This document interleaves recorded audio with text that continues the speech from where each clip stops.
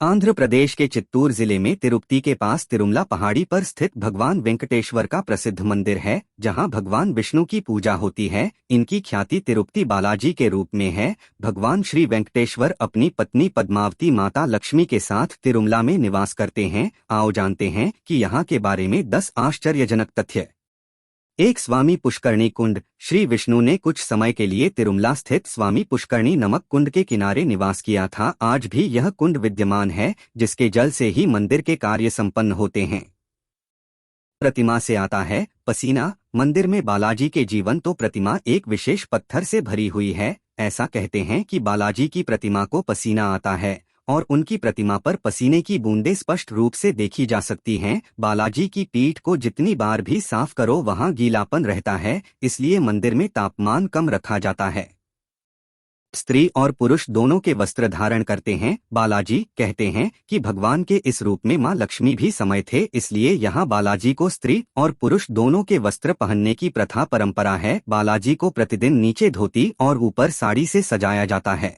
असली है बालाजी के बाल। कहते हैं कि भगवान वेंकटेश्वर के सिर के बाल असली हैं, जो कभी उलझते नहीं हैं और हमेशा मुलायम बने रहते हैं। यह बाल कैसे असली हैं, इसका रहस्य बताना मुश्किल है।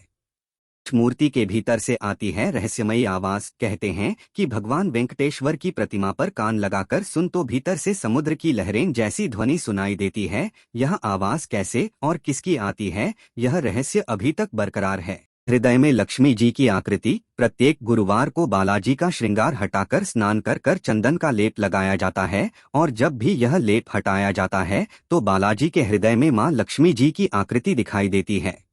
कभी नहीं बुझता दीपक। बालाजी के मंदिर में एक दीपक हमेशा जलता रहता है। अचम्मा यह है कि इस दीपक में कभी भी तेल या घी नहीं डाला जाता है। यहाँ तक कि यह भी नहीं याद है कि दीपक को सबसे पहले किसने और कब प्रज्वलित किया था। पचाई कपूर। भगवान बालाजी पर पचाई कपूर नमक कपूर लगाया जाता है। इस कपूर के बारे में कहा जाता है कि यह किसी भी पत्थर पर लगाया जाता है तो पत्थर में कुछ समय में दरार पड़ जाती है, परंतु भगवान बालाजी की मूर्ति पर इस बचाई कपूर का कोई प्रभाव नहीं होता है।